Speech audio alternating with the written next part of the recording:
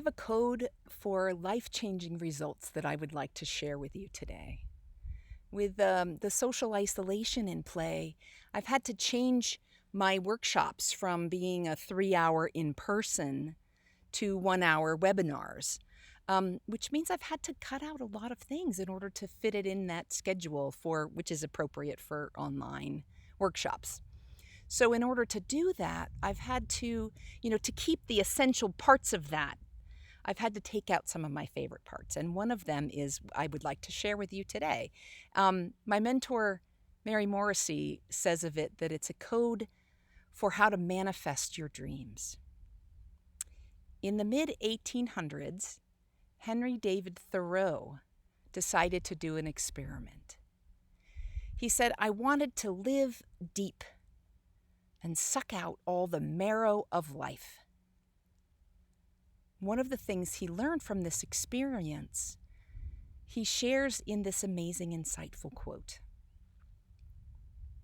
"If one advances confidently in the direction of their dreams, endeavoring to live the life they are imagining, one passes an invisible boundary. All sorts of things begin to occur that never otherwise would have occurred. One begins to meet with a success unexpected in common hours.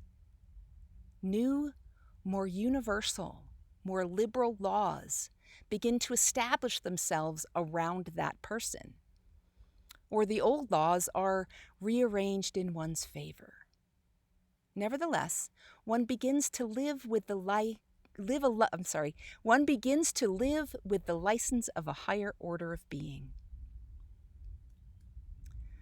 So this is so packed with information. What I'd like to do is break it down into smaller pieces. He begins with if. So we have been given free will. We can choose to take action towards our dream or to not do anything. We don't have to do this. So any growth or action towards a goal is self-initiated.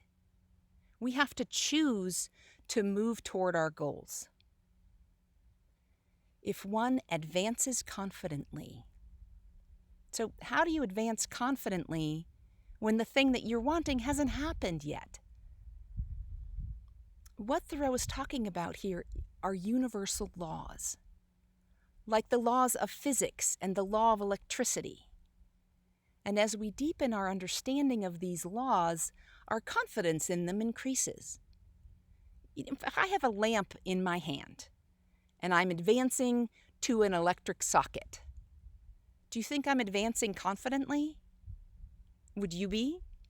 Of course, because we fully expect the law of electricity is always working for us, and all we have to do is plug into it.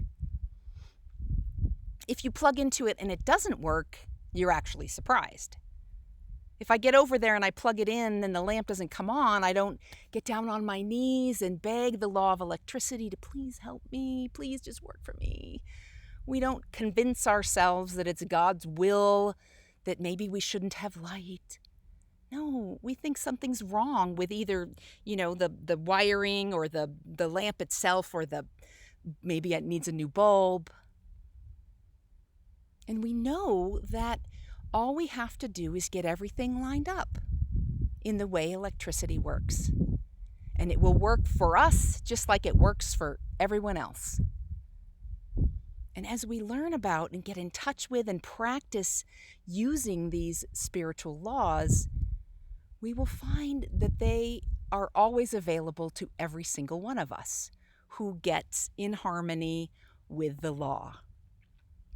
So you advance confidently, knowing that the law of life is always working.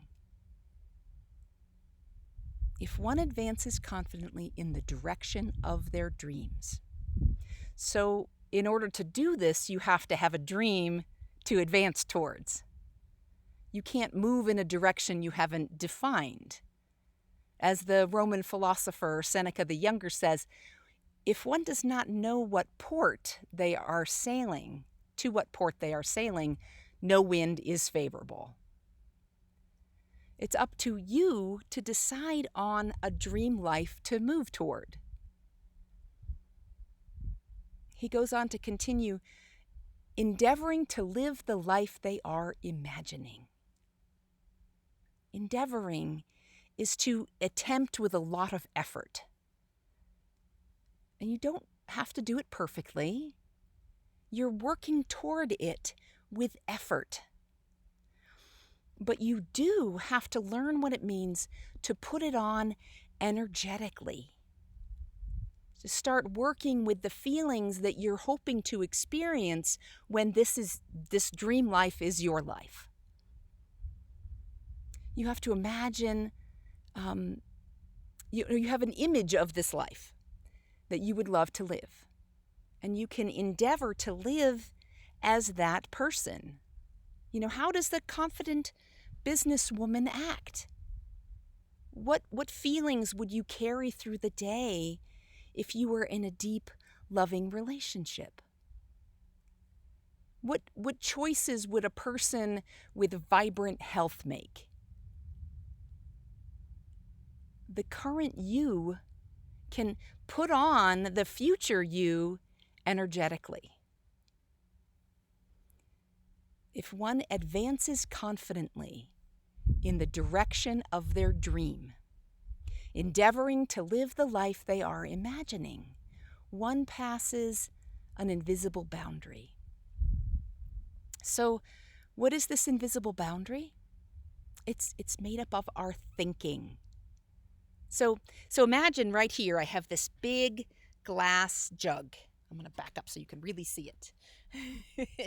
And it's very tall, big jug, and it's thick glass. And it has a very narrow neck.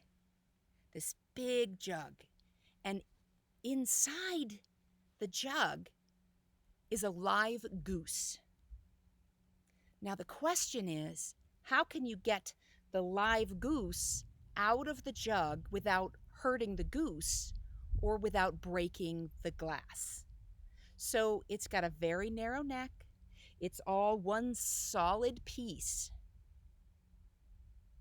So how do you get the goose? You can't pull it through the top. How